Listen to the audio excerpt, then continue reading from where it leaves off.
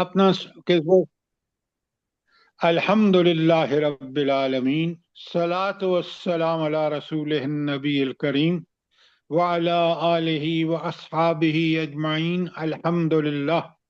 अल्हम्दुलिल्लाहिल्लज़ी हदाना लिहाज़ा व मा कुन्ना लिनहतदिया लौला अन हदानल्लाह रब्बि इश्रह ली सदरी व यस्सिर ली अमरी वहलुल उक़दतम मिन लिसानी यफ़क़हू क़ौली आमीन या रब्बुल आलमीन। अच्छा, अब आज आप देख रहे हैं कि हमने शुरू कर रखा है ग़ज़वा खैबर। इंतहाई अहम है टॉपिक। वजह यह है कि आज भी अगर आप देखें तो नबी करीम सल्लल्लाहु अलैहि वसल्लम की तरह जिस तरह यहूदी पूरी तरह ऑर्गेनाइज थे, बिल्कुल इसी तरह आज भी देखें ना। उस वक्त आज आप केले पढ़ेंगे, लेकिन पहले मैं आपसे सवाल करूंगा ताकि आप बाकायदगी से पढ़ें और समझें बात को। अच्छा, एक बात बताएं, खैबर का खास इम्तियाज क्या था कि नबी करीम सल्लम ने इस खैबर पर हमले के वक्त जो ग्रोह लश्कर साथ लेके गए, क्या कंडीशन रखी?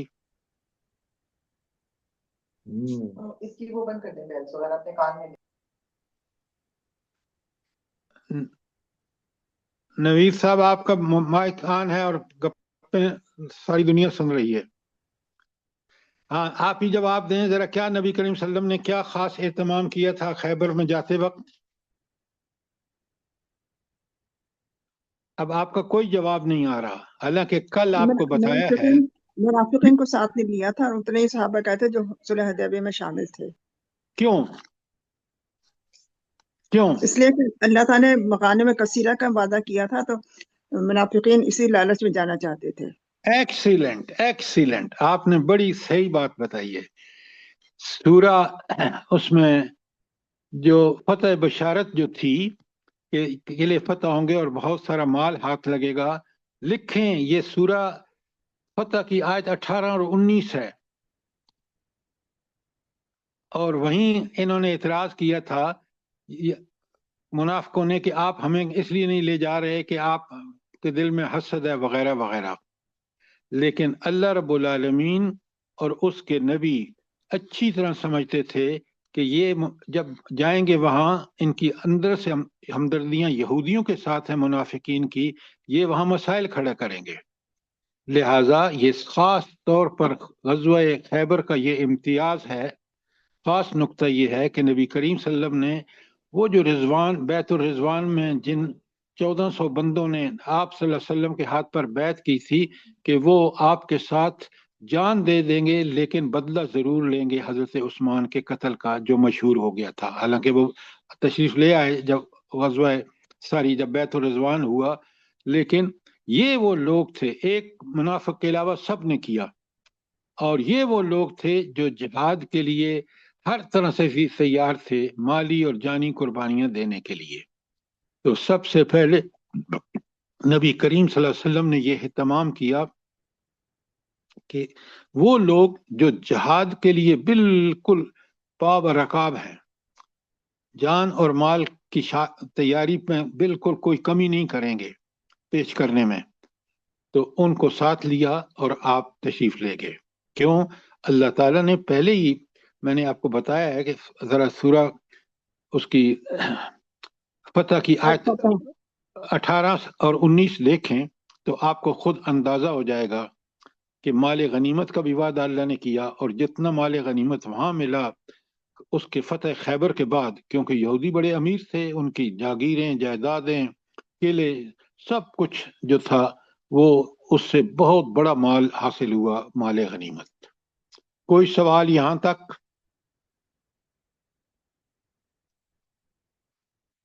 अच्छा, अभी हमारी एक बहन ने बहुत उम्दा सवाल किया है, और वो सवाल ये है कि आज भी क्या इजराइल, आप देखें इजराइल ने सबसे पहले आयरन डोम, उनकी एक कि वो फिजा तक में उन्होंने एक ऐसा अपना निज़ाम बना रखा है कि कोई मिसाइल अंदर नहीं आ सकता, उस पे इजराइल पे नहीं गिर सकता शहरों पर। लेकिन आपको पता है, अगर आप फॉलो कर रहे हो, तो कुछ मिसाइल बिल्कुल ईरान के भी اور کچھ یمن والوں کے بھی اس آئرن ڈوم کو چھید کر کے نکلے، اندر گئے ہیں، داخل ہوئے ہیں، اور انہوں نے بڑا نقصان کیا ہے یہودیوں کا۔ جی سر۔ اچھا، بنکرز بھی ان کے بے شمار ہیں جہاں پہ وہ پناہ لے سکتے ہیں۔ یہ تو آج کا اسرائیل ہے، اور یہودیوں نے آپ دیکھ چکے ہیں، پڑھ چکے ہیں، اپنی کتاب پر بھی آپ دیکھ رہے ہیں کہ آپ نے دیکھا کہ کتنے قلعے ہیں ان کے وہاں اس بستی میں جو شہر ہے ان کا، خیبر۔ اچھا، یہ خیبر میں یہودی کہاں سے آ گئے ہیں، جلدی بتائیں۔ مدینہ پاک سے سر، سب مدینہ نکالے سے گئے۔ نکالے ہوئے یہودی تھے سارے، تینوں قبیلے۔ دیکھیں، یہ آپ بات صحیح نہیں کہہ رہے، یہودی آلریڈی آباد تھے، اور یہ جو قبیلے غزوہ بدر کے بعد بنو قینقاع نکلے، اور خاص کر غزوہ احد کے بعد بنو نذیر نکلے، تو یہ سارے کے سارے جو تھے یہ وہاں خیبر میں آلریڈی یہودی موجود تھے، یہ بھی وہاں جا کے سیٹل ہوئے۔ اچھا، ان کا سب سے بڑا جرم کیا تھا، جلدی بتائیں، سب سے بڑا جرم یہودیوں کا؟ سر عہد کی خلاف ورزی کی تھی انہوں نے، حضور پاک کا ساتھ دینے کے بجائے دشمنوں سے مل گئے تھے۔ دیکھیں، یہ پھر آدھی بات کر رہے ہیں آپ یہ کیوں نہیں کہ سازشیں کرتے تھے، سازشیں کرتے تھے حضرت صلی اللہ علیہ وسلم کے خلاف خاص طور پر۔ یہ آپ کی بات بالکل صحیح ہے ڈاکٹر صاحبہ، آپ ہمیشہ بتایا کریں کہ یہ ساری انہوں نے اتنی تباہ کن سازش جو کی تھی، وہ غزوہ کون سا تھا؟ غزوہ احزاب۔ آپ اس کا نام ہی نہیں لے رہے، آپ یہ یہودیوں نے یہ کیا وہ کیا، بھائی تاکہ لوگوں کو بڑا کلیئرلی سمجھ ہو کہ غزوہ احزاب میں انہوں نے طے کر لیا تھا کہ 10,000 کا لشکر، یہ یہودیوں نے سارا طے کیا تھا کہ، اور آپ کو پتہ ہے 6,000 جو قبائل آئے تھے، 4,000 کا لشکر اس کا تھا قریش کا، قریش کا، اور 6,000 لشکر تھا قبائل کا۔ ان دونوں کے پیچھے قبائل کے تو خاص طور کون تھے، اس کو انسٹیگیٹ کرنے والے، ان کو ابھارنے والے، جنگ پر اکسانے والے، ان کو سارے وعدے وعید کرنے والے، وہ یہود تھے۔ اور 6,000 کا لشکر انہوں نے جنگ احزاب میں لے کے آئے۔ تو اس لیے اب آپ بڑی اچھی طرح سمجھ لیں کہ نبی کریم صلی اللہ علیہ وسلم کے 3 دشمن تھے، ایک قریش مکہ، یہ لکھیں آپ، دوسرے یہود، اور تیسرے وہ قبائلی کافر جو 6,000 کا لشکر لے کے آئے تھے۔ تو تینوں میں سے سب سے پہلے نبی کریم صلی اللہ علیہ وسلم نے کس کے ساتھ معاہدہ کر کے کامیابی حاصل کی، اور کون سا معاہدہ تھا؟ قریش مکہ سے۔ مکہ سے بھائی معاہدے کا صلح نام لے حدیبیہ، ہی نہیں رہے آپ۔ صلح حدیبیہ۔ صلح حدیبیہ۔ صلح حدیبیہ میں قریش مکہ سے جب 10 سال جنگ نہ کرنے کا معاہدہ ہوا، تو حضور نبی کریم صلی اللہ علیہ وآلہ وسلم نے، دیکھیں ایسا لگتا ہے کہ پورے مدینے کی زندگی جو ہے نبی کریم صلی اللہ علیہ وسلم کی ایک جنگی کیمپ کی زندگی ہے۔ آج ان مسلمان حکمرانوں کو دیکھیں، ان ٹاپ کلاس کے افسران کو دیکھیں، چاہے سی ایس پی ہوں، چاہے وہ کتنی سہولتیں اس مظلوم قوم کی استعمال کر رہے ہیں۔ جی سر، صرف عیش کر رہے ہیں۔ لیکن آپ دیکھیں غزوہ خندق میں جب خندق کی کھدائی ہو رہی ہے، ایک مجاہد آپ صلی اللہ علیہ وسلم کو دکھاتا ہے، دیکھیں میں نے پیٹ پہ پتھر باندھے ہوئے، حضور 2 دکھاتے ہیں۔ ہے کوئی تاریخ میں مثال کہ جس طرح حضور نبی کریم صلی اللہ علیہ وآلہ وسلم نے اس جہاد و قتال میں ہر آدمی سے بڑھ کر حصہ لیا ہے، کہیں آپ کو مثال نہیں ملے گی۔ اور جب میں اسی وجہ سے آپ سنیں بڑے غور سے، جب میں آپ کو بتاؤں گا نا کہ جب فتح ہوا آخری تبوک، تو اس وقت جو اللہ تعالیٰ نے آیت نازل کی، کون سی آیت ہے جو آخری آیت نازل ہوئی ہے؟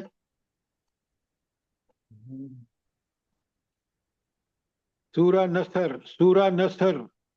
اذا جاء نصر اللہ والفتح اوئے ہوئے ہوئے ہوئے، اذا جاء نصر اللہ والفتح ورأیت الناس يدخلون فی دین اللہ افواجا۔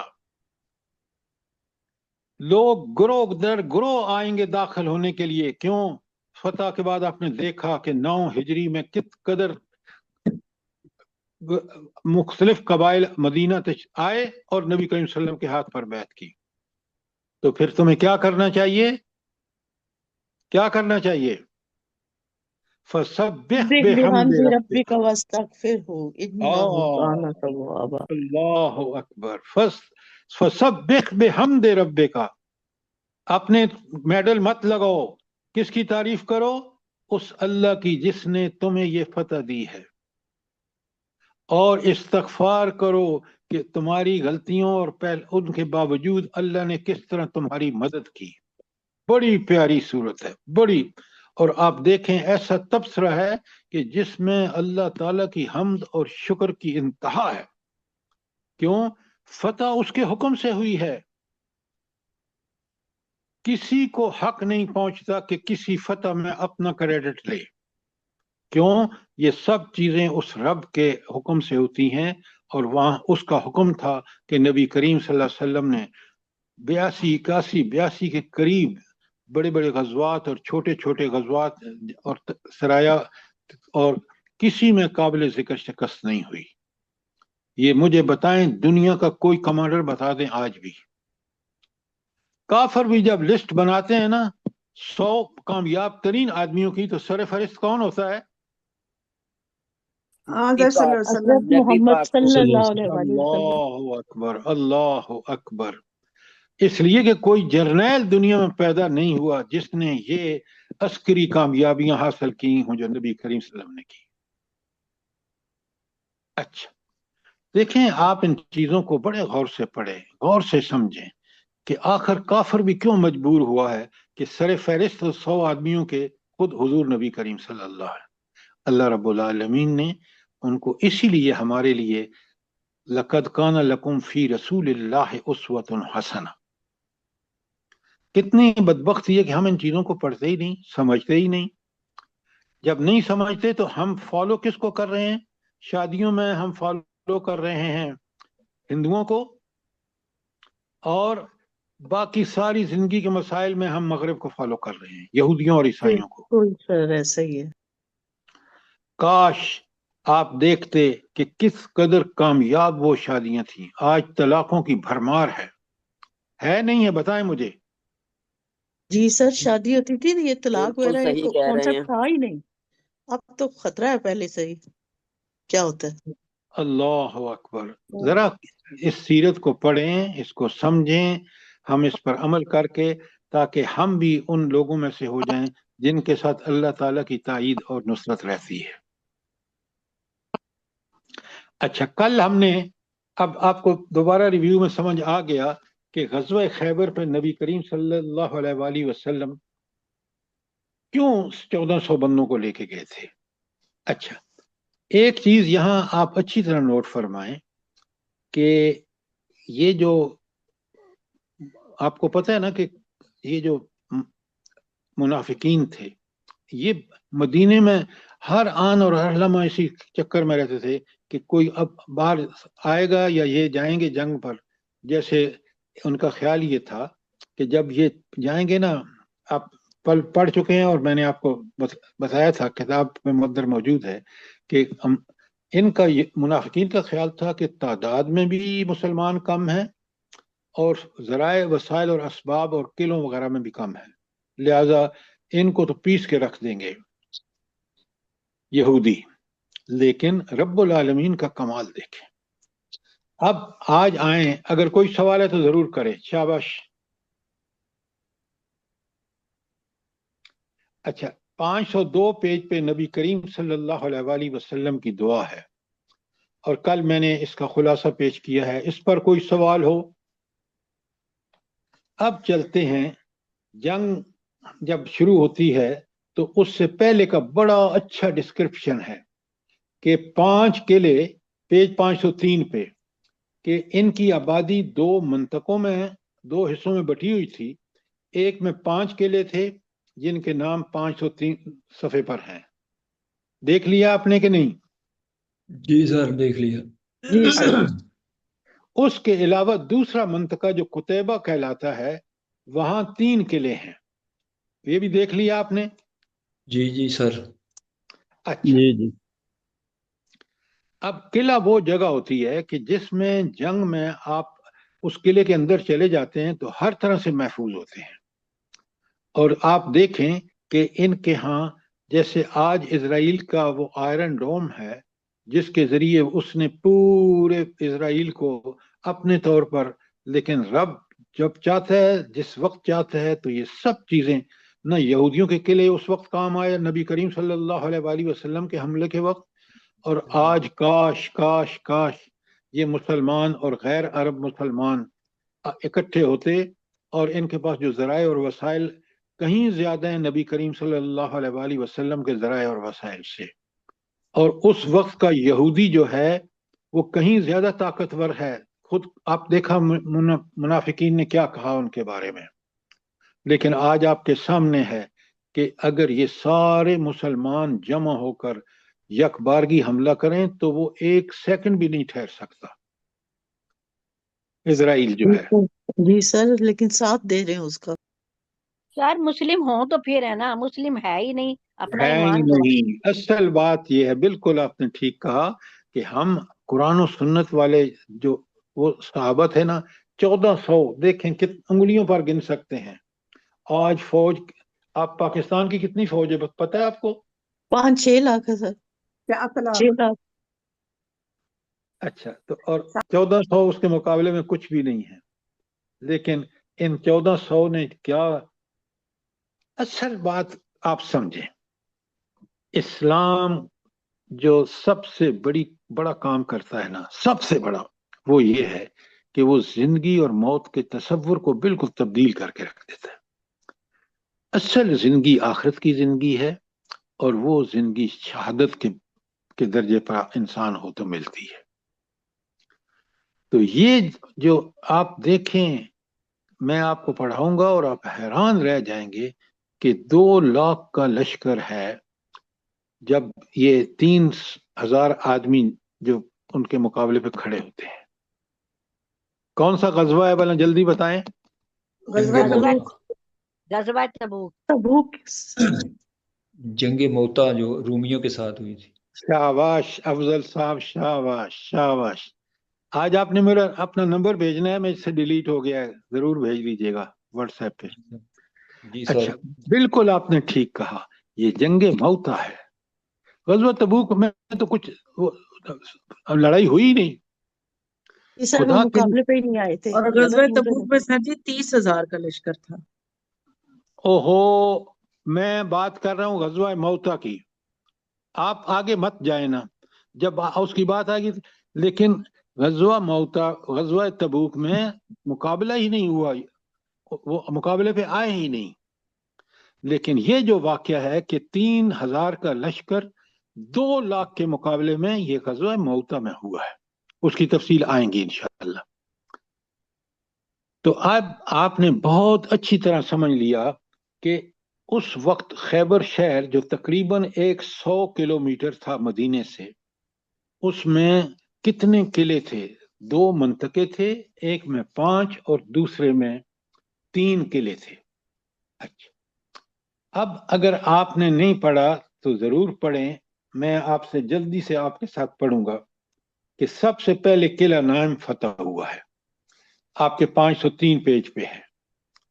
اچھا، یہ قلعہ نائم بھی بہت بڑا مضبوط ترین قلعہ تھا ان یہودیوں کے قلعے میں سے، اور اپنے محل وقوع کی نزاکت اور اسٹریٹجی کے لحاظ سے یہود کی پہلی دفاعی لائن کی حیثیت رکھتا تھا. یہی قلعہ مرحب نامی شاہ زور اور جانباز یہودی کا قلعہ تھا جسے 1000 مردوں کے برابر مانا جاتا تھا. یہ پہلا پیج وہ پیرا ہے جو قلعہ نائم کی فتح کے حوالے سے ہے. تو دوسرے پیرے میں بتایا گیا کہ حضرت علی ابن طالب رضی اللہ تعالی عنہ مسلمانوں کی فوج لے کر قلعے کے سامنے پہنچے اور یہود کو دعوت دی، تو انہوں نے یہ دعوت مسترد کر دی اور اپنے بادشاہ مرحب کی کمان میں مسلمانوں کے مد مقابل آ کھڑے ہوئے. اچھا، دعوت کس بات کی دی انہوں نے؟ اسلام کی. کیوں؟ یہ یاد رکھیں، بہت اچھی طرح یاد رکھیں، مسلمان سب سے پہلے نبی کریم صلی اللہ علیہ وسلم کا حکم تھا اسلامی لشکر کو کہ پہلے اسلامی دعوت دیں، جب دعوت اسلام دیں، اگر دعوت قبول کر لیں تو لڑائی نہیں ہونی، اس کے بعد پھر اگلے مراحل طے کریں اسلام کے تحت ان کو کیا کرنا ہے۔ تو لہٰذا انہوں نے ریجیکٹ کر دی، اور کیونکہ وہ بالکل اکڑے ہوئے تھے، ان کو اپنے اسباب اور تعداد کے اعتبار سے وہ سمجھتے تھے کہ مسلمان تو ہم میں فتح کر ہی نہیں سکتے، لہٰذا وہ نکلا بدبخت جو وہ تھا آپ کا ان کا لیڈر سب سے بڑا مرہب، جی مرحب، ہاں جی مرہب نکلا، اور پھر وہ جو شعر پڑھتا ہے وہ دیکھیں کہ فخر اور تکبر کی انتہا ہے، اور اس کے مقابلے میں آپ دیکھیں کہ ایک نبی کریم صلی اللہ علیہ وآلہ وسلم کا جانباز نکلتا ہے، اور وہ پیج 504 پہ آ جائیے، تو یہ شخص، اس کا نام کیا ہے بلا، جلدی بتائیں۔ عامر، کے مقابلے میں علی رضی اللہ عنہ۔ نہیں عامر ہے، عامر جزاک اللہ۔ اچھا، تو اللہ کے نبی صلی اللہ علیہ وسلم نے اپنی 2 انگلیاں اکٹھی کر کے ان کے بارے میں فرمایا کہ ان کے لیے دوہرا اجر ہے، بڑے جانباز مجاہد تھے، کم ہی ان جیسا کوئی عرب روئے زمین پر ہوا ہوگا۔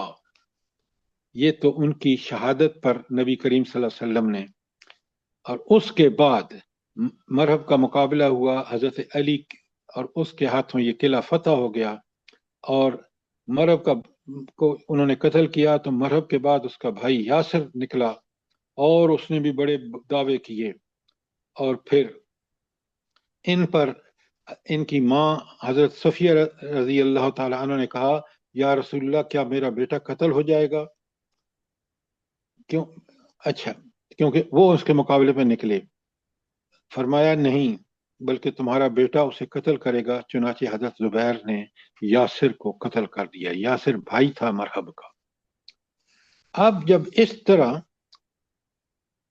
اس قلعہ نائم کے پاس زوردار جنگ ہوئی، جس میں کئی برآوردہ یہودی مارے گئے، اور بقیہ یہود میں تاب بے مقاومت ریزسٹنس جس کو کہتے ہیں نہ رہی، چنانچہ مسلمانوں کا حملہ نہ روک سکے۔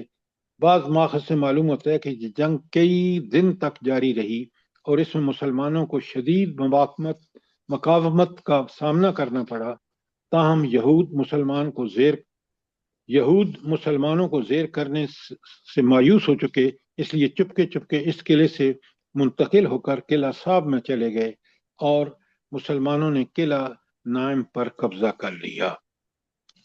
اب یہ پہلی ان کی ڈیفنس لائن تھی، اس کو چھوڑنے پر مجبور ہوئے، اور وہ قلعہ صاحب میں چلے گئے جہاں ان کا دوسرا قلعہ تھا، لیکن یہ قلعہ مسلمانوں نے فتح کر لیا۔ اب آپ خود دیکھ سکتے ہیں کہ جب ایک دفعہ پہلے حملے میں شکست ہو گئی ان کو، تو پھر ان کا یہودیوں کا کیا حال ہوا ہوگا۔ یہ تو معاملہ ہوا قلعہ نائم میں۔ کوئی سوال؟ شاباش۔ سر ان کے قلعے ساتھ ہی تھے، جو کہ ہر قلعے میں یہی لکھا ہوا ہے کہ وہ اندر ہی اندر سے باہر چلے گئے اور دوسرے قلعے میں منتقل ہو گئے؟ نہیں، اصل میں اتنے ساتھ نہیں تھے، لیکن تھے قریب، لیکن اس کے راستے بنے ہوئے تھے، وہ راستے انہی کو پتہ تھے، انہی راستوں سے وہ ایک قلعے سے دوسرے میں چلے جاتے تھے۔ لہذا وہ قلعہ صاحب بن معاذ میں جب چلے گئے تو اس کو بھی مسلمانوں نے فتح کر لیا۔ اب آپ سن لیں اور اچھی طرح پڑھیں تاکہ آپ کو اندازہ ہو کہ حضور نبی کریم صلی اللہ علیہ وسلم کی حکمت عملی کتنی زبردست تھی۔ اچھا، تو قلعہ نائم کے بعد قلعہ صاحب قوت حفاظت کے لحاظ سے دوسرا سب سے بڑا مضبوط قلعہ تھا۔ مسلمانوں نے حضرت حباب بن منظر انصاری رضی اللہ تعالیٰ عنہ کی کمان میں اس قلعے پر حملہ کیا، اور 3 روز تک اسے گھیرے میں لیے رکھا۔ تیسرے دن رسول اللہ صلی اللہ علیہ وسلم نے اس قلعے کی فتح کے لیے خصوصی دعا فرمائی۔ نبی کو آپ کو پتہ ہے، میں آپ کو بتا چکا ہوں، آیات تینوں میں نے آپ کے سامنے آلریڈی رکھ دی ہیں، کہ جس میں اللہ کا تائید اور نصرت نبی کے ساتھ ہوتی ہے۔ اللہ کے رسول صلی اللہ علیہ وسلم نے فتح کی دعا فرمائی. اور اس کا بیان ابن اسحاق کا بیان ہے قبیلہ اسلم کی شاخ بنو سام کے لوگ رسول اللہ کی خدمت میں حاضر ہوئے اور عرض کیا ہم لوگ چور ہو چکے ہیں چور ہو چکے ہیں اور ہمارے پاس کچھ نہیں. آپ نے فرمایا یا اللہ تجھے ان کا حال معلوم ہے, تو جانتا ہے کہ ان کے اندر قوت نہیں اور میرے پاس بھی کچھ نہیں کہ میں ان کو دوں, لہٰذا یہود کے ایسے قلعے کی فتح سے سرفراز فرما جو سب سے زیادہ کارآمد ہو, جہاں سب سے زیادہ خوراک چربی دستیاب ہو. اور جب دعا فرمانے کے بعد نبی کریم صلی اللہ علیہ وسلم نے مسلمانوں کو اس قلعے پر حملے کی دعوت دی تو حملہ کرنے میں بنو اسلم ہی پیش تھے. اس حملے میں بھی قلعے کے سامنے مبارزت اور مار کاٹ ہوئی. اللہ عز و جل نے سورج ڈوبنے سے پہلے قلعہ صاحب بن معاذ کی فتح عطا فرمائی. خیبر میں کوئی قلعہ ایسا نہ تھا جہاں اس قلعے سے زیادہ خوراک چربی موجود ہو. مسلمانوں نے اس قلعے میں بعض منجبیکیں اور دہابے بھی پائے. منجبیکیں ہوتی ہیں جس سے پتھر باہر پھینکتے ہیں, مشین ہوتی ہے. اس ابن اسحاق کی اس روایت میں جس شدید بھوک کا تذکرہ ہے اس کا نتیجہ یہ تھا کہ لوگوں نے فتح حاصل ہوتے ہی گدے ذبح کر دیے اور چولہوں پر ہنڈیاں چڑھا دیں. لیکن جب رسول اللہ کو اس کا علم ہوا تو آپ نے گھریلو گدے کے گوشت سے منع فرما دیا. تو گویا کیونکہ یہ حرام ہے اس لیے اب آپ دیکھیں اللہ تعالیٰ کس طرح مسلمانوں کی قلعہ صاحب کی فتح دیکھیں اور آپ بنو اسلم کے پریشان حالی کو دیکھیں, لیکن رب کس طرح مدد کرتا ہے جب رب کے لیے نکلتے ہیں. اور یہ 1400 لوگ بالکل اس بات کی پابند تھے کہ وہ اپنی جان اللہ کے سامنے پیش کر دیں. سر یہ دباوے کیا ہوتا ہے سر؟ ان دونوں سے پتھر باہر پھینکتے ہیں, بڑے بڑے پتھر. اگر دشمن باہر سے حملہ کرے نا تو اس منجبیک اور دابے سے وہ پتھر باہر پھینکتے ہیں, اور ان کے پاس یہ چیزیں بھی موجود تھیں قلعے کے اندر. یہ کتاب میں نیچے اس کی پوری تفصیل دی گئی ہے. گاڑی نماز ڈبا. افضل صاحب آپ کیا please 1 person at a time. افضل صاحب آپ کیا کہہ رہے ہیں؟ سر یہ دبابے کا نیچے کتاب میں جو ہے نا رحیم المختوم میں دیا ہوا ہے نیچے کہ لکڑی کا محفوظ اور بند گاڑی نما ڈبا ہوتا ہے جیسے آج کل ٹینک ہوتا ہے. فٹ نوٹ ہے جی, بالکل فٹ نوٹ میں لکھا ہے. جزاک اللہ. اور اچھا سر یہ چربی کیا ہوتی ہے جی؟ جانور خوراک اور چربی موجود؟ دیکھیں اس وقت وہاں سردی کا موسم تھا. چربی یہ بالکل جانوروں کی چربی جو کھانے کے لیے, جیسے ہم آج آپ کا تیل جو بنتا ہے نا, یہ کھانے کا تیل جس میں کھانا پکاتے ہیں, تو یہ چربی اس قسم کے تیل کا بدل ہوتی ہے. صحیح, اب سمجھ آ گئی بات؟ جی سر, تھینک یو. اور کوئی سر آج کل جو یہ گدا دیکھیں گدا حرام کر دیا گیا ہے, منع کر دیا گیا ہے, تو لاہور میں تو گدے کا گوشت کھلایا جا رہا ہے. سر لاہور والیوں کو تو اللہ بچائے, وہ تو کتے بھی کھلانے لگ پڑے. پورے پاکستان کا یہی صرف لاہور والے کو نہیں, ساروں کو بچایا اللہ. ان چیزوں کو آپ سمجھیں, جب انسان قرآن اور سنت سے فارغ ہوتا ہے تو اللہ تعالیٰ اس کی عقل چھین لیتے ہیں. پھر وہ خود بھی نہیں کھاتا بلکہ دوسروں کو بھی کھلاتا ہے, اور یوں اپنی دنیا اور آخرت کو برباد کرتا ہے. پاکستان میں جو کام ہو رہے ہیں نا, اللہ تعالیٰ ہمیں معاف کر دے. ہم تو کافروں کے ملکوں میں یہ کام نہیں ہو رہے ہوں گے جہاں ہو رہے ہیں. ہر چیز نقلی بنائی جا رہی ہے. ہم توجہ دیں قرآن اور سنت کو سمجھنے, اس کو کائنات کا بہترین نظام سمجھنے کے حوالے سے, پھر اس پر عمل کا حق ادا کریں جسے صحابہ اور صحابیات نے کیا, تاکہ اللہ تعالی ہماری مدد فرمائے. آمین ثم آمین. 2 قلعے فتح ہو گئے, تیسرا قلعہ زبیر ہے. قلعہ نائم اور قلعہ صاحب کی فتح کے بعد یہود نطات کے سارے قلعوں سے نکل قلعہ زبیر میں جمع ہو گئے. یہ ایک محفوظ قلعہ تھا اور پہاڑ کی چوٹی پر واقع تھا. ذرا نوٹ فرمائیں, راستہ اتنا پرپیچ اور مشکل تھا کہ یہاں نہ سواروں کی رسائی ہو سکتی تھی نہ پیادوں کی, دونوں نہیں پہنچ سکتے تھے. اس لیے وسلم نے اس کے گرد محاصرہ قائم کیا اور 3 دن تک محاصرہ کے لیے پڑے رہے. اس کے بعد ایک یہودی نے آ کر کہا اے ابو القاسم، یہ نبی کریم صلی اللہ علیہ وسلم کی کنیت تھی، اگر آپ ایک مہینے تک معاشرہ جاری رکھیں گے تو بھی انہیں کوئی پرواہ نہیں ہوگی، البتہ اس کے پینے کا پانی اور چشمے زمین کے نیچے ہیں، یہ رات میں نکلتے ہیں، پانی پی لیتے ہیں اور لے لیتے ہیں اور پھر قلعے میں واپس چلے جاتے ہیں اور آپ سے محفوظ رہتے ہیں، اگر آپ ان کا پانی بند کر دیں گے تو یہ گھٹنے ٹیک دیں گے۔ اس اطلاع پر آپ صلی اللہ علیہ وسلم نے پانی بند کر دیا۔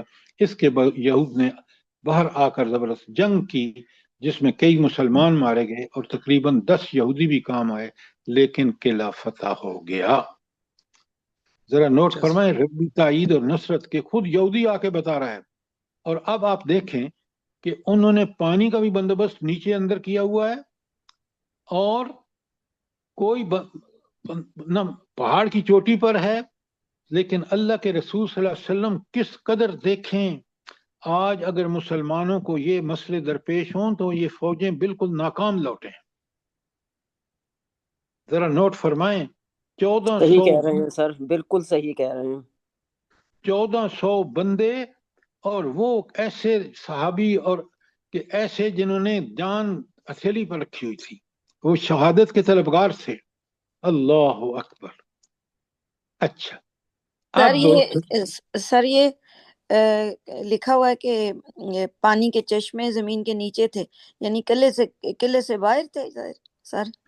اندر سے قلعے سے راستہ تھا، لیکن وہ تھے قلعے کے اندر ہی، یعنی اندر سے مراد یہ ہے کہ قلعے کے نکل کے پانی لیتے تھے پھر واپس آ جاتے تھے۔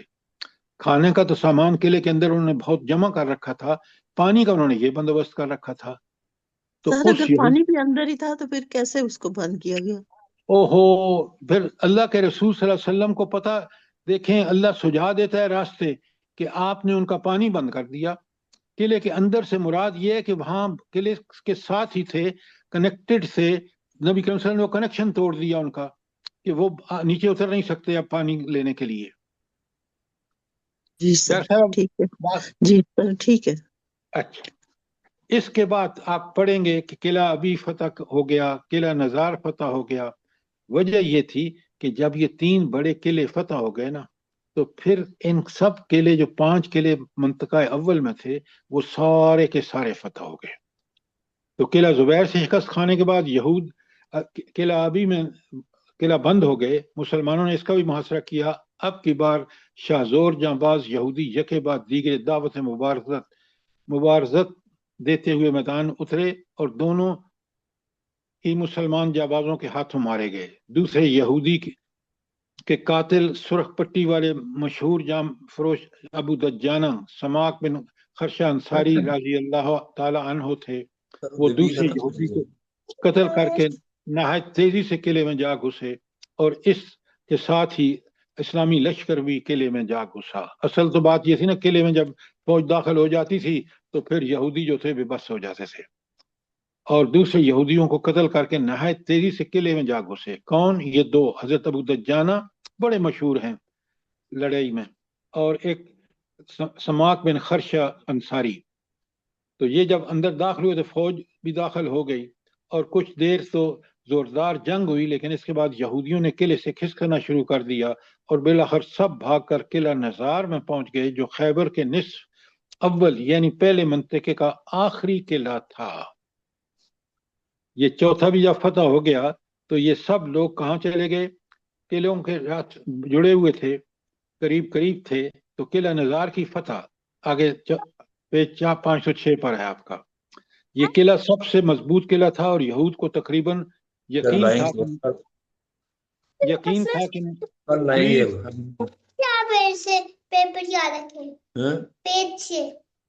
کل لائیں۔ خدا کا خوف کرو، خدا کا خوف کرو، اپنا مائک بند کرو افضل صاحب۔ سوری۔ اچھا، اب آپ دیکھیں کہ قلعہ نزار جو ہے وہ انہوں نے عورتوں اور بچوں سمیت قیام کیا، جبکہ باقی 4 قلعوں میں عورتوں اور بچوں کو نہیں رکھا تھا۔ مسلمانوں نے اس قلعے کا سختی سے محاصرہ کیا اور یہود پر سخت دباؤ ڈالا، لیکن قلعہ چونکہ ایک بلند اور محفوظ پہاڑی پر واقع تھا، اس لیے اس میں داخل ہونے کی کوئی صورت بن نہیں رہی تھی۔ ادھر یہود قلعے سے باہر نکل کر مسلمانوں سے لڑنے کی جرت نہیں کر رہے تھے، البتہ تیر برسا کر اور پھر پتھر پھینک پھینک کر سخت مقابلہ کر رہے تھے اندر سے قلعے سے۔ جب اس قلعہ نزار کی فتح کے لیے زیادہ دشوار محسوس ہونے لگی تو رسول اللہ صلی اللہ علیہ وسلم نے منجبیک کے آلات نصب کیے۔ منجبیک وہ میں نے بتایا نا کہ پتھر پھینکنے کا، قلعے کے اندر پتھر پھینکنے کا۔ ایسا معلوم ہوتا ہے کہ مسلمانوں نے چند گولے پھینکے بھی جس سے قلعے کی دیواروں میں شگاف پڑ گئے اور مسلمان اندر گھس گئے۔ اس کے بعد قلعے کے اندر سخت جنگ ہوئی۔ یہود نے فاش اور بدترین شکست کھائی۔ وہ بقیہ قلعوں کی طرح اس قلعے سے چپ کے کھسک کر نکل سکے، مگر بلکہ اس طرح بے محابہ بھاگے کہ اپنی عورتوں اور بچوں کو بھی ساتھ نہ لے جا سکے اور انہیں مسلمانوں کے رحم و کرم پر چھوڑ دیا۔ اس مضبوط قلعے کی فتح کے بعد خیبر کا نصف اول یعنی نطاق اور شک کا علاقہ فتح ہو گیا۔ اس علاقے میں چھوٹے چھوٹے کچھ مزید قلعے بھی تھے، لیکن اس قلعے کے فتح ہوتے ہی یہودیوں نے اس باقی ماندہ قلعوں کو بھی خالی کر دیا اور شہر خیبر کے دوسرے منطقے یعنی قتیبہ کی طرف بھاگ گئے۔ اب یہ 5 قلعے جو ان کا سب سے پہلا ڈیفنس تھا منطقہ نمبر 1 میں، اس کو مسلمانوں نے فتح کر لیا۔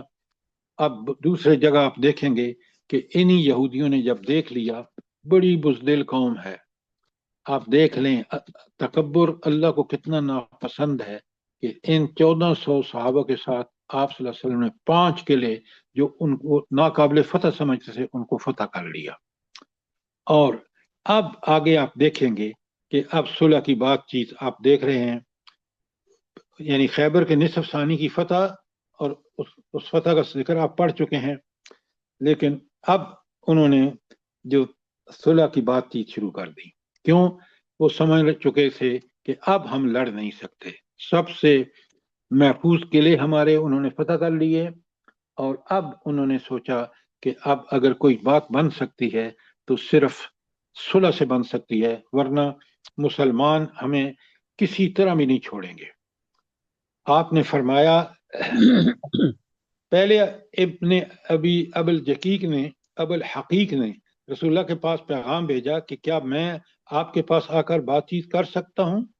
ذرا دیکھیں کس قدر دشمن جو ہے وہ مروب ہو گیا ہے۔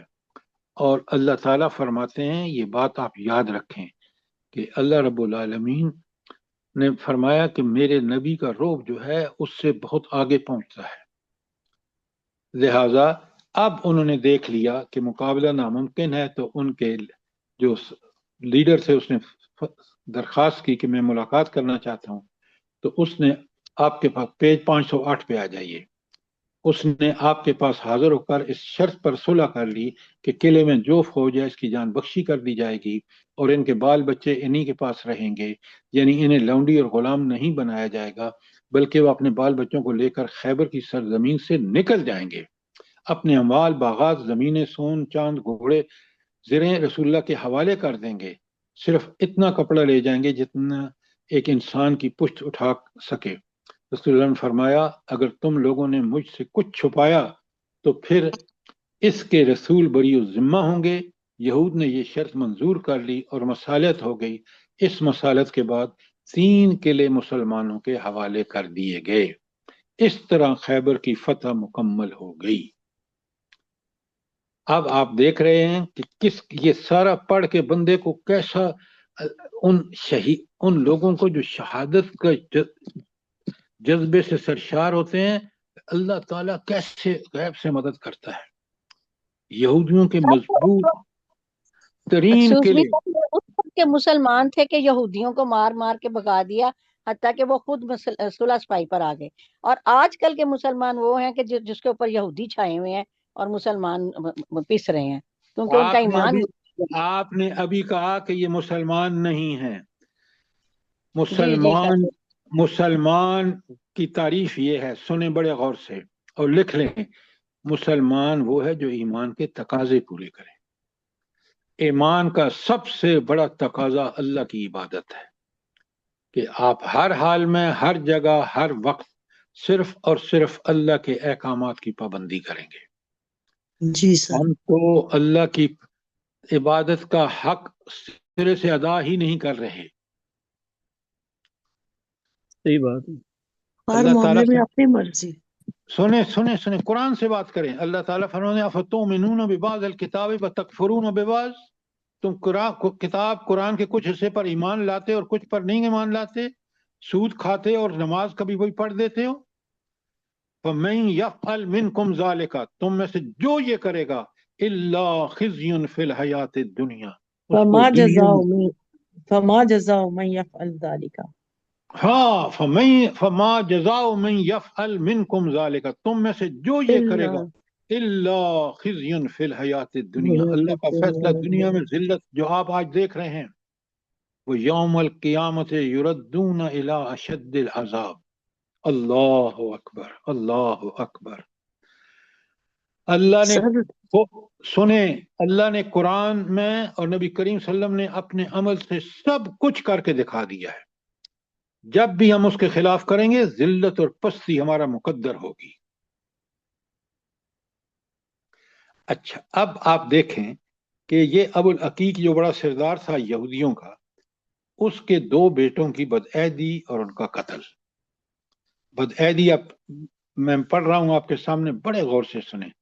اس معاہدے کے الرغم، معاہدہ کیا ہوا تھا کہ وہ سوائے 2 کپڑوں کے کچھ نہیں لے کے جائیں گے اور سب کچھ حوالے کر دیں گے. نبی کریم صلی اللہ علیہ وسلم نے مصالحت کر لی، اور اس معاہدے کے الرغم دونوں بیٹوں نے بہت سا مال غائب کر دیا. ایک کھال غائب کر دی جس میں مال اور حی بن اخطب کے زیورات تھے.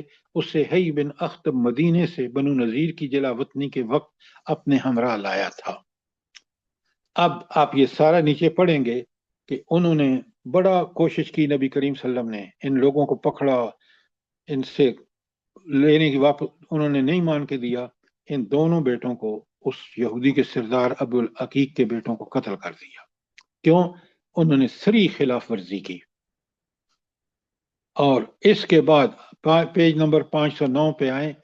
اس کے بعد آپ نے حی بن اخطب کی صاحبزادی حضرت صفیہ رضی اللہ تعالیٰ عنہ کہ ام المومنین بن گئی کو قیدیوں میں شامل کر لیا. وہ کنانہ میں ابو العقیق کی بیوی تھیں اور ابھی دلہن تھیں.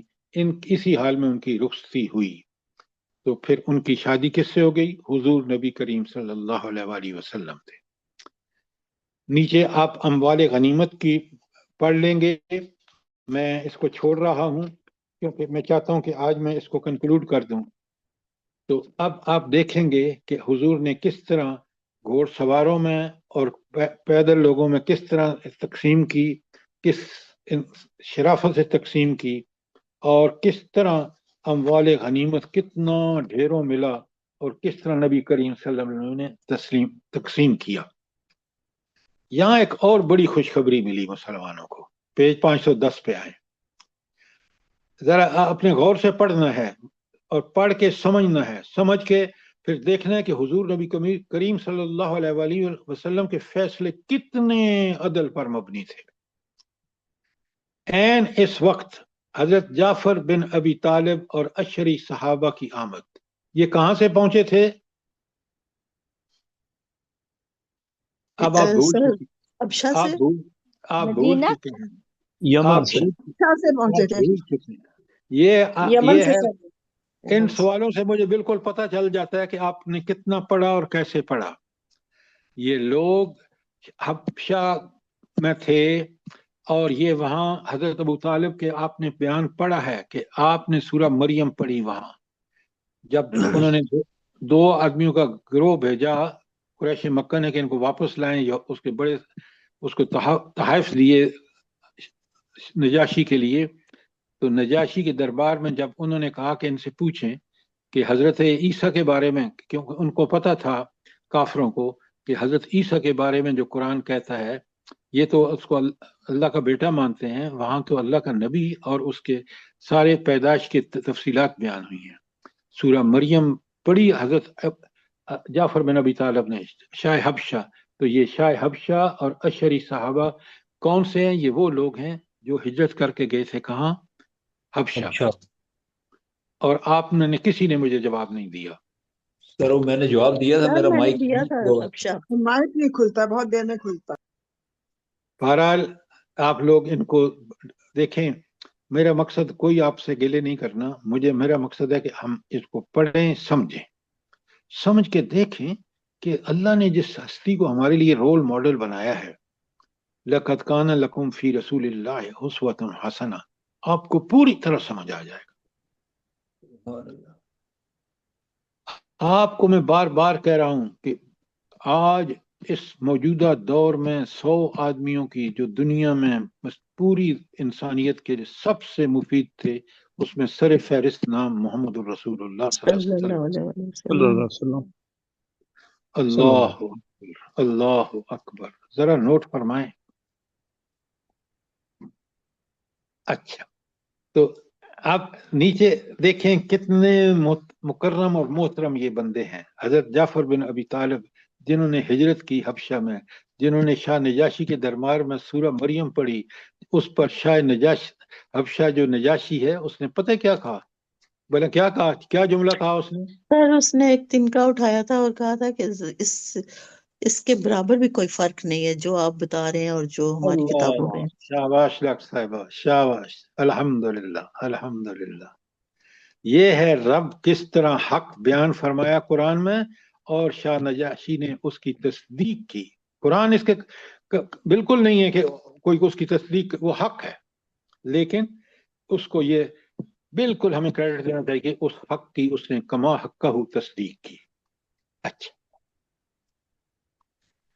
اب وہاں ایک دو چیزیں آپ پڑھیں گے اور بڑی کمال کی چیزیں پڑھیں گے کہ جب حضرت جعفر، میں آخری پیرا پڑھ رہا ہوں 510 پہ، آخری سے اوپر والا، جب حضرت جعفر رضی اللہ تعالیٰ عنہ نبی کریم صلی اللہ علیہ وسلم کی خدمت میں پہنچے تو آپ نے اس کا استقبال کیا اور انہیں دیکھ کر فرمایا، میں نہیں جانتا کہ مجھے کس بات کی زیادہ خوشی ہے، خیبر کی فتح کی یا جعفر کی آمد کی۔ ذرا نوٹ فرمائیں کہ حضور نے اس ہستی کو دیکھ کے جعفر رضی اللہ تعالیٰ عنہ کو کیا ارشاد فرمایا ہے۔ سبحان اللہ، سبحان سر اللہ۔ جذبہ کتنا پیارا جذبہ ہے، اور بوسہ بھی دیا ان کو۔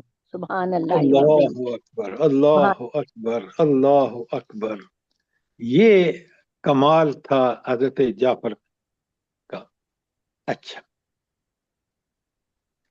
یاد رہے کہ ان کو بلانے کے لیے رسول اللہ صلی اللہ علیہ وسلم نے حضرت عمر بن امیہ زمری کو نجاشی کے پاس بھیجا اور اس سے کہلوایا تھا کہ وہ ان لوگوں کو آپ کے پاس روانہ کر دے۔ چنانچہ نجاشی نے 2 کشتیوں پر سوار کر کے انہیں روانہ کر دیا۔ یہ کل 16 آدمی تھے، اور ان کے ساتھ ان کے باقی ماندہ بچے، عورتیں بھی تھیں۔ بقیہ لوگ اس سے پہلے مدینہ پہنچ چکے تھے۔ السلام علیکم سر۔ وعلیکم السلام۔ میں ایک سوال یہاں پہ کرنا چاہ رہی ہوں۔ حضرت جعفر رضی اللہ تعالیٰ عنہ اور ان کے ساتھی، ان کو حبشہ میں اور یا حبشہ سے آتے وقت کتنا زمانہ لگا غزوہ خیبر تک؟ تقریباً 17-18 سال کا عرصہ بنتا ہے یہ۔ 17-18 سال؟ نبوت کے 5ویں سال گئے تھے نا، یہ ہجرت ہوئی تھی حبشہ کی جی طرف۔ بالکل، جی بالکل۔ تو 13 اور سال بعد تو اللہ کے رسول مکہ سے ہجرت کر گئے، اور 7 ہجری میں پھر یہ واقعہ ہوتا ہے، غزوہ خیبر ہوتا ہے۔ جی تو ٹوٹل بالکل۔ کتنے سال ہو گئے یہ؟ 15 سال بن جاتے۔ 15 سال۔ اتنے سالوں بعد اللہ کے رسول کے چچا کے بیٹے ان سے ملنے آ گئے اور باقی مسلمان۔ لیکن ناہید صاحبہ، آپ ایک چیز نوٹ فرمائیں کہ حضور نے اپنے دوسرے بڑے دشمن، جس نے آپ دیکھ رہے ہیں کہ 6000 کا لشکر جو قبائلی تھا، وہ ان کی انسٹیگیشن پر، ان کے اکسانے پر، ان کے ساتھ ان کے تعلقات کی وجہ سے لائے، اور یہودیوں کی تباہی سب سے بڑی خوشی کا موقع تھا۔ لیکن حضور فرماتے ہیں کہ میں اب سمجھ نہیں پا رہا، کون کہہ رہے ہیں؟ محمد رسول اللہ صلی اللہ علیہ وسلم، کہ مجھے اس بات کی خوشی زیادہ ہے کہ میں نے یہود پر فتح پا لی، یا مجھے اس پر زیادہ خوشی ہے کہ میں آج جعفر سے مل رہا ہوں۔ دونوں بہت بڑی خوشی آتی۔ ہوئے ہوئے ہوئے، سبحان اللہ۔ ذرا ان چیزوں کو نوٹ فرمائیں کہ نبی کریم صلی اللہ علیہ وسلم کی ترجیحات کیا ہیں، اور کس طرح وہ دین کے معاملے میں ان لوگوں کو جنہوں نے اپنی، دیکھیں نا، آپ نے خود بتایا کہ 15 سال کے بعد وہ پہنچے ہیں مدینہ حبشہ سے. حبشہ میں 15 سال کے بعد جب ان کی ملاقات ہوتی ہے تو نبی کریم صلی اللہ علیہ وسلم کتنا بڑا کریڈٹ دیتے ہیں ان کو جو انہوں نے قربانی دی ہے. اللہ اکبر.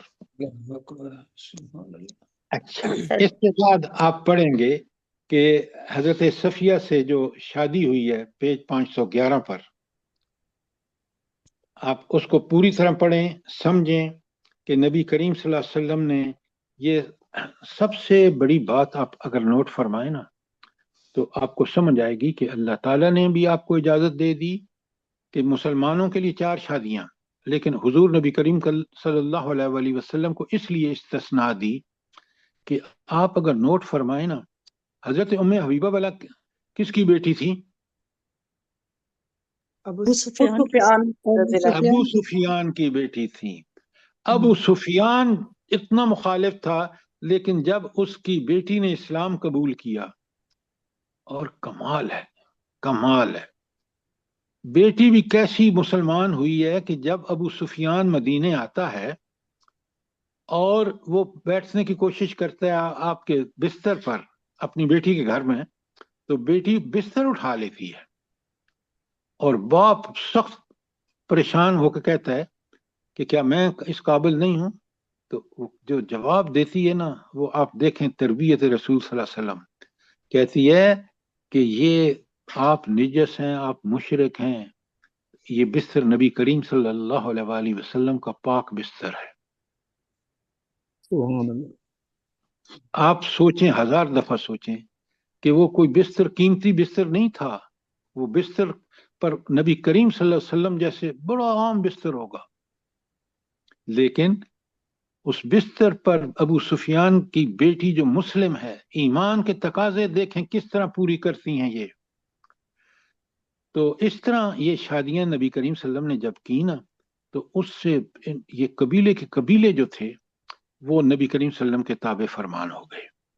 کیوں کہ عرب میں یہ ایک رواج تھا کہ اپنے داماد کی بڑی عزت کرتے تھے. سبحان. تو لہٰذا ان پہلو کو سامنے رکھیں، پھر آپ دیکھیں اور پھر آپ کو اچھی طرح سمجھ آئے گی. اچھا، اب ایک بڑا اہم واقعہ جو آپ صلی اللہ علیہ وسلم کی زندگی سے متعلق ہے، زہر آلود بکری کا واقعہ. سر اسی میں حضرت صفیہ سے شادی میں ایک بہت بڑی بہت ہی عظیم سبق ہے مسلمانوں کے لیے کہ انہوں نے حضرت صفیہ کو لونڈی کی حیثیت سے قبول نہیں کیا، بلکہ ان کو آزاد کر کے اپنے پھر نکاح میں لے آئے. تو یعنی لونڈی بھی بن سکتی تھی، لیکن اللہ کے نبی نے کتنی عزت دی. سبحان اللہ. اس کی وجہ سنیں انصار صاحب، اس کی وجہ یہ ہے کہ وہ ایک سردار کی بیٹی تھی. سردار کی بیٹی، جی. نبی کریم صلی اللہ علیہ وسلم نے مقام و مرتبے کا بڑا خیال رکھا ہے. جی جی سبحان اللہ. آپ ذرا اس پہلو سے دیکھیں اس کو. اچھا، اب آئیے کہ زہر آلود بکری کا واقعہ، یہ بڑا اہم واقعہ ہے. خیبر کی فتح کے بعد رسول اللہ صلی اللہ علیہ وسلم مطمئن اور یکسو ہو چکے تو سلام بن مشکم کی بیبی زینب بنت حارث نے آپ کے پاس بھنی ہوئی بکری کا ہدیہ بھیجا. اس نے پوچھ رکھا تھا کہ رسول اللہ صلی اللہ علیہ وسلم کو کون سا زیادہ پسند ہے، یعنی کون سا گوشت کا ٹکڑا. اسے بتایا گیا تھا دستہ. یہ دستی ہوتی ہے نا بکری کی یا بھیڑ کی، نبی کریم صلی اللہ علیہ وسلم کو بہت پسند تھی، اس لیے اس نے دستی میں خوب زہر ملا دیا اور اس کے بعد بقیہ حصہ بھی زہر آلود کر دیا. کہ اس کو پتا تھا کہ یہ دیکھیں نا کتنی چالاک عورت تھی کہ نبی کریم صلی اللہ علیہ وسلم کو دستی پسند ہے، وہ اس میں تو خوب زہر بھر دیا لیکن باقی کو بھی اس نے زہر آلود کر دیا. پھر لے کر رسول اللہ کے پاس آئی اور آپ صلی اللہ علیہ وسلم کے سامنے رکھا. آپ نے دستیاں اٹھا کر اس کا ایک ٹکڑا چبایا لیکن نگلنے کے بجائے تھوک دیا. پھر فرمایا کہ یہ ہڈی مجھے بتلا رہی ہے کہ اس میں زہر ملایا گیا ہے. اس کے بعد آپ نے زینب کو بلایا اور اس سے اقرار کر لیا. آپ نے پوچھا تم نے ایسا کیوں کیا؟ تو اس نے کہا میں نے سوچا اگر آپ بادشاہ ہیں تو ہمیں اس سے راحت مل جائے گی، یعنی آپ کھائیں گے اور جان چھوٹ جائے گی. اگر نبی ہے تو اسے خبر دے دی جائے گی. اس پر آپ نے اس کو معاف کر دیا. دیکھیں اپنی ذات کے لیے کسی کے سے انتقام نہیں لیا. نوٹ فرمائیں ذرا، ورنہ جو اس کا اصل اب نیچے آ رہا ہے. اس موقع پر آپ کے ساتھ حضرت بشیر بن برا بن معرور رضی اللہ تعالیٰ عنہ بھی تھے. انہوں نے ایک لقمہ نگل لیا تھا جس کی وجہ سے ان کی موت واقع ہو گئی. ایک نے کتنا زہر آلود تھی بکری. روایت میں اختلاف ہے کہ آپ نے اس عورت کو معاف کر دیا تھا یا قتل کر دیا تھا. تطبیق اس طرح کی گئی کہ پہلے تو آپ نے معاف کر دیا اپنے معاملے میں، لیکن جب حضرت بشیر رضی اللہ تعالیٰ عنہ کی موت واقع ہوئی تو پھر قصاص کے طور پر اسے قتل کر دیا. آپ نوٹ فرمائیں سر ذرا. یہاں پہ ایک سوال ہے، جی یہ یہود جو کر رہے ہیں تو کیا آج امت مسلمہ کے پیٹ میں یہ میکڈونلڈ اور KFC کے ذریعے سے زہر نہیں ڈال رہے ہیں یا ملا رہے ہیں؟ تو ہماری دیکھیں نسل یہ چیزیں کھا کے تو یہ دیکھیں کیسے میڈم، اچھے مسلمان بن آپ سکتے ہیں؟ ذرا ایک بات ذرا اس کو مختلف پیرائے میں بیان کریں نا. کتنے ظالم ہیں یہ مسلمان. اور یہ آپ کو پتہ ہے یہ KFC اور یہ جتنے پنڈی میں دیکھ لیں یہ کینٹ ایریاز میں زیادہ ہیں. آپ نے دیکھا ہے یہ بالکل لوگ. اب اگر مجھے آپ پتہ ہے کہ میری ماؤں بہنوں کو وہاں غزہ میں یہ لوگ اس پیسے سے اسلحہ خرید کے مار رہے ہیں تو میں لعنتی ہوں گا. قیامت کے دن اللہ کے سامنے کیسے کھڑا ہوں گا کہ میں نے ان یہودیوں کی مدد کی KFC اور یہ کھا کر کہ وہ پیسہ ان کو جائے اور وہ میری ماؤں بہنوں کو اور بچوں بوڑھوں پر گولیاں برسائیں. بالکل سر، آپ غزہ کے ہم مسلمانوں کو کانپ سنیں، مسلمان غور سے قتل کر سنیں، رہے ہیں۔ بات سنیں. ہم کانپ جاتے ہیں جب ان بچوں پر گولیاں برس رہی ہوتی ہیں جو بھوکے پیاسے کھانے پہ لپک رہے. مالش کرا سو. اللہ اکبر، اللہ اکبر. کاش ہم مسلمان، آپ یقین مانیں یہ تو وہ زمانہ ہے. میں نے کبھی، حالانکہ میں امریکہ میں رہ کے آیا ہوں، میں اپنے گھر پکاتا تھا، مسلمانوں کو بھی دعوت دیتا تھا، اور کبھی امریکہ ہو یا پاکستان ہو میں نے کبھی ان کا کھانا خریدا نہیں ہے، کبھی بھی نہ کھایا ہے. اللہ کے لاکھ لاکھ شکر ہیں.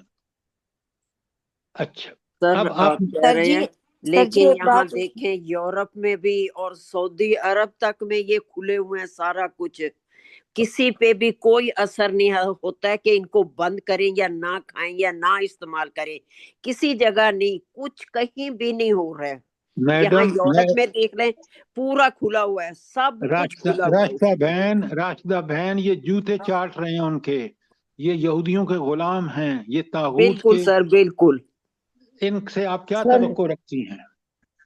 سر جی سر یہ خانہ کعبہ کے ساتھ بالکل کھلا ہوا ہے اتنا بڑا، اور حاجی کھا رہے ہوتے ہیں. سر جی آپ سنیں، سر میں اور آپ، ہمارا فرض ہے کہ ہم کوئی چیز جو جوس کی بنی ہوئی ہو یا جوس اس میں سے جوس کو پیسے جاتے ہوں، ہم چیک کر کے اس کی لسٹیں موجود ہیں، آپ ان چیزوں کو بالکل ان کے قریب بھی نہ پھٹکیں. سر جی ایک بات کرنی ہے. سر جی میں نے اس دن نا وہ خرید رہے تھے نا کوکا کولا، تو میں نے انہیں کہا کہ میرے ساتھ ہی تھے، تو میں نے نیکسٹ کولا خریدی کیونکہ وہ ایک کوئی پارٹی تھی اس میں دینی تھی. تو وہ سر جی میں نے انہیں منع کیا تو کہتے ہیں نہیں نہیں یہ والی میں نہیں پی رہی، اس کا ذائقہ اچھا ہے کوکو کولا کا. تو میں نے کہا، میں نے انہیں سمجھایا لیکن وہ نہیں، اس بات پر نہیں آئے. میں نے کہا یہ تو ہم خون بہا رہے ہیں، مطلب کہ اپنے پیسوں سے ان کی مدد کر کے یہودیوں کی، وہ گولیاں خریدتے ہیں اس سے اور اسی سے جو ہے وہ ہمارے مسلمانوں کو قتل کر رہے ہیں، لیکن وہ انہوں نے بات نہیں سنی. بالکل جی صحیح کہہ رہی ہیں. یہاں دیکھیں ہم لوگوں کے درد ہوتے ہیں، انہوں نے کھانے کے ساتھ باقاعدہ کوک وغیرہ رکھا ہوا ہوتا ہے، اور یہ قرآن شریف کا درس ہو رہا ہے. سر میں نے بھی کہا اتنا ایمان مضبوط ہے اور اتنا پکا ایمان ہے. اللہ تعالی ہمارے حال پر رحم کرے. آپ بالکل ٹھیک کہہ رہے ہیں. اب ذرا واپس آئیے اور سر دیکھیے. جی میں نے ایک سوال کرنا تھا. جی حکم. سر یہ جو زہر آلود بکری والا واقعہ ہے، اس میں یہ عورت کون تھی سر؟ مسلمان تو ہو نہیں سکتی.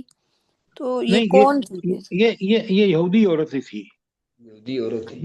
یہ دیکھیں نا اب اس نے کس طرح پینترا بدلا, اور نبی کریم صلی اللہ علیہ وسلم نے صرف اس کو اس پر کہ اس نے جو ظاہری آرگومنٹ دیا کہ بھائی یہ میں نے تو اس لیے کہ آپ بادشاہ اگر ہیں آپ تو آپ کھا کے مر جائیں گے, جان چھوٹے گی, اور اگر آپ نبی ہیں تو اللہ آپ کو بتا دے گا.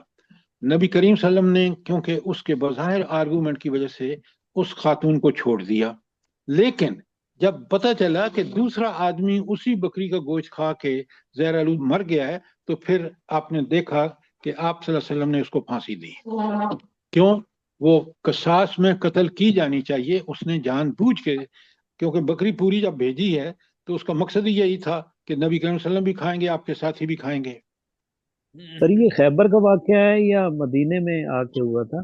کیونکہ حضور نے یہ دعوت قبول ہی کیوں کی جی؟ دعوت قبول ہی کیوں کی یہودی عورت کی؟ آپ ذرا میرے ذہن میں آتا ہے. دیکھیں اس نے یہ گوشت بھیجا اور وہاں, اور نبی کریم صلی اللہ علیہ وسلم نے یہ واقعہ کیونکہ اس میں انہوں نے بیان کی ہے تو واقعہ یہی لگتا ہے کہ واقعہ یہیں کا ہے, خیبر کا. اچھا سر یہ خیبر کے بعد کا ہے؟ ہاں خیبر کے بعد کا ہے, لیکن اس سے متعلق اسی سے. ہاں لوکیشن وہی ہے.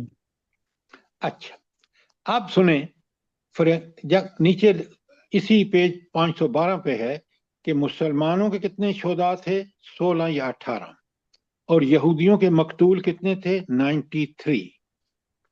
آپ سوچیں 5 کلو میں جنگ ہوئی ہے, اس کے بعد پہلے منطقے میں اور پھر باقیوں میں صلح ہو گئی ہے, اور آپ دیکھ لیں کہ پھر بھی تعداد آپ دیکھیں اگر آپ ان چیزوں کو کمپیئر کریں نا ورلڈ وار 2 اور ورلڈ وار 3 سے کہ کس نے قتل و غارت کا بازار گرم ہوا, تو یہاں آپ دیکھیں کہ 93 یہودی قتل ہوئے اور مسلمانوں کے 16 یا 18 آدمی شہید ہوئے ہیں. تو ان ساری جنگوں میں آپ کو اوور آل دوں گا اور آپ کو بھیجوں گا بھی, جو میں نے خود تیار کیا ہے, اور میں نے اس کو امریکہ میں جب یہودیوں کے سامنے وہ ایک کلاس کے سامنے میں نے پیش کیا جن ورلڈ ریلیجن پڑھ رہے تھے, اس کا واقعہ بھی بتاؤں گا آپ کو, تو آپ حیران رہ جائیں گے کہ نبی کریم صلی اللہ علیہ وآلہ وسلم کے جو 80 کے قریب 80 سے بھی زائد سرایا اور غزوات تھے, اس میں کل جو جانے گئی ہیں ان کا عشر اشیر بھی نہیں ہے جو یہاں انہوں نے جو دعوے کرتے ہیں دنیا کی مہذب قومیں کہ جنگ اول اور جنگ دوم میں جو شہادتیں ہوئی ہیں. اچھا اب آپ دیکھیں کہ آگے وادی القرا کا واقعہ ہے, ٹھیک ہے, اور وہاں ایک بڑی کمال کی بھی بات ہے, وہ یہ ہے کہ ایک شخص شہید ہوا. جب شہید ہوا تو لوگوں نے بالکل اپنے اندازے کے مطابق ٹھیک کہا کہ یہ جنتی ہے. حضور نے فرمایا کہ نہیں. آپ نوٹ کریں اس بات کو, حضور نے فرمایا اس نے بیت المال کی ایک چادر چوری کی تھی تو اس کو اللہ شہادت قبول نہیں کرے گا. آج آپ دیکھیں کہ ہم سرکاری مال کس بے دردی سے استعمال کرتے ہیں, ہڑپ کرتے ہیں. سنیں غور سے, افسر تو افسر ان کی بیویاں اور ان کے بچوں کو دیکھیں. تو خدا کے لیے کسی کا مال مت لیں, مت خرچ اس پہ عیاشی کریں, ہمیشہ حلال اور جائز چیز کو استعمال کریں زہد کے ساتھ. زہد کیا تھا؟ جیسے نبی کریم صلی اللہ علیہ وسلم چیزوں کو بقدر ضرورت بلکہ اس سے بھی کم استعمال کرتے تھے. تو یہ واقعہ بہت اہم ہے. اور پھر چادر پہ اتنی پکڑ ہو جاتی ہے تو یہاں تو پتہ نہیں کیا حال ہے, پرواہ ہی نہیں ہے.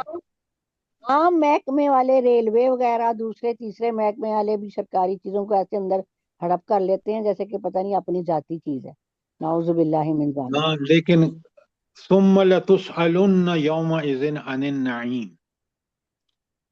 پھر سورہ زلزال میں فرمایا من یعمل مثقال ذرۃ خیر یرہ, نیکی ذرا برابر بھی ہوگی تو دیکھ لے گا اپنے اعمال نامے میں. वमन यामल मिस्काल ज़र्रतिन शर्रन यरा, बुराई जरा भी बराबर की तो वहां मौजूद होगी। इसलिए बड़े फूंक फूंक के कदम रखिए, सोच समझ के करिए। सर एक दो चीजें और भी जो हमें यहाँ आपके साथ पढ़ने से आई हैं। मैंने देखा है कि जो भी गज़वे हुए हैं हुजूर सल्लल्लाहु अलैहि वसल्लम ने बड़े इंसाफ के साथ उन्हीं लोगों को उसका फायदा दिया है, माल गनीमत हो, जो यानी पार्टिसिपेंट थे। अब यहाँ तो कोई जंगी फायदा हो या थोड़ा सा भी हो, हम लोगों की जिंदगियां कितनी मुख्तलिफ हैं। वो लोग खा जाते हैं, वो तबके खा जाते हैं जिनका 0% भी कंट्रीब्यूशन नहीं होता। अल्लाह के नबी ने मतलब कितने सबक दिए हैं, इतने गज़वे हमने देखे हैं, पढ़े हैं। सिर्फ वही लोग बेनिफिट लेते थे जो कि गज़वात में शरीक होते थे। ऊँट ले रहे हैं या सामान ले रहे हैं, सिर्फ जो नबी सल्लल्लाहु अलैहि वसल्लम के साथ आते थे या जो जंग के एक्चुअल पार्टिसिपेंट होते थे, वो लोग उसका बेनिफिट लेते थे। बिल्कुल। और बात आजकल ये हमारी है, जिंदगी तो बहुत ही डिफरेंट है। हमारी जिंदगी तो है ही अजीब हो गरीब। तो हम देखें अंसार साहब, असल बात यह है कि हमारी जिंदगी उसी वक्त कामयाब दुनिया और आखिरत में हो सकती है जब हम हुजूर नबी करीम सल्लल्लाहु अलैहि वसल्लम के इस उसवा हसना को फॉलो करेंगे। बिल्कुल सही, बिल्कुल वरना सही, 100%। वही जिल्लत हमारा मुकद्दर होगी जिसमें आज हम पड़े हुए हैं। सर 100%, 100%। आप एक चीज नोट फरमाएं, नबी सर करीम सल्लल्लाहु अलैहि वसल्लम ने 80 गज़वात और सराया में ऐसी परफॉर्मेंस दिखाई है जो दुनिया में कोई जर्नैल नहीं दिखा सकता। आपने अपने लिए कोई एक तमगा भी लिया है? बिल्कुल दूर भी दूर नहीं। निशान भी नहीं है। बिल्कुल नहीं। सर यही वजह है कि आज लाखों लोग उम्रा और हज करते हैं बार बार। ये बड़े लोग तो मुफ्त में ऐश करते हैं, तो फर्क कोई तब्दीली आती नहीं मुआशरे में। उनका उम्रा और हज बिल्कुल कबूल नहीं होगा।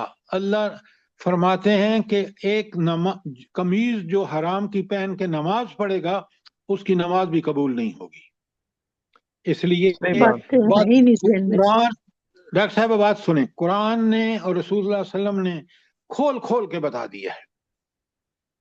इसलिए अब अगर हम उससे हटेंगे तो हम अपने ईमान को दागदार करेंगे और अल्लाह ऐसे ईमान को जिसमें मुस्तकिल वो अल्लाह की नाफरमानी हो उसको हरगिज कबूल नहीं करेगा।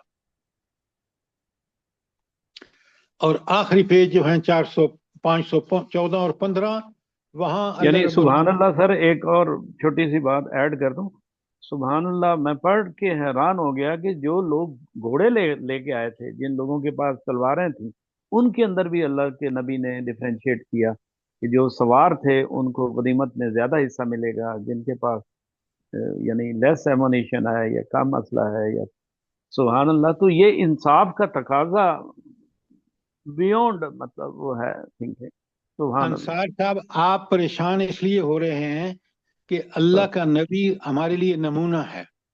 नमूना इसलिए है कि उसने वो काम किए जो ऐन अदल और इंसाफ के तकाजों को पूरा किया। एग्जैक्टली, बिल्कुल सही। और बिल्कुल सुने मेरी बात, क़यामत के दिन मेरा रब इससे भी ज्यादा जो हमारी सारे दिल के राजों, नीयतों, अमल से वाकिफ, और उसने सब लिखवा दिया फरिश्तों के जरिए, वो ऐसा अदल होगा, मैं और आप डरें उस दिन से। सुभान अल्लाह। जज़ाक अल्लाह जी, बिल्कुल सही, बिल्कुल सही। सर ये बकरी वाला वाकया भी फौरन जंग के बाद हुआ है, खैबर में ही। ये लिखा हुआ इसी किताब के 512 के उसमें जब मकतूलीन का जिक्र है तो वहां पे है। बिल्कुल देखे ना, जब वाकया उसी के साथ बयान हुआ के बाद ही लिखा। जज़ाक अल्लाह, अल्लाह आपको बहुत जज़ाए खैर दे डॉक्टर साहबा। रब्बना तकब्बल मिन्ना इन्नका अंतस समीउल अलीम व तुब अलैना इन्नका अंतत तव्वाबुर रहीम। जज़ाकल्लाह। आमीन सुमा आमीन। सर अल्लाह पाक आपको जज़ाए खैर दे। देखे कितना खूबसूरत टाइम होता है और कैसे लोग कितने गौर फिक्र, जैसे आप कहते हैं ना, करें, वो करते हैं, और कैसे कैसे फिर सवाल जवाब दिल में आते हैं, दिमाग में आते हैं। अल्लाह पाक बस इसी तरह समझने की तौफीक दे और हम लोगों से जो भी कोई गलती हो जाती है माफ कर दे परवरदिगार। आमीन आमीन आमीन। اور ہم لوگوں آمین کی اولادوں کو بھی اور تمام دنیا کے مسلمانوں کے حال پہ رحم کرے اور ان کو بھی دین کی طرف آمین پلٹنے کی کوشش لگائے آمین پروردگار. آمین اللہم جزاک ہم لوگوں کا بیٹھنا، جزاک ہم اللہ لوگوں کا اللہ ہم سب کو اجتماعی توبہ سننا، کرنے کی اور آمین یہ جو آمین سوڈان آمین وغیرہ کے اور غزہ کے مسلمانوں پہ بھی رحم کرے پروردگار. آمین آمین ان کی بھی آمین فریادوں کو سن لے اور ان یہ جو ظلم ہو رہا ہے اس کو ختم کر دے پروردگار. آمین سبحان اللہ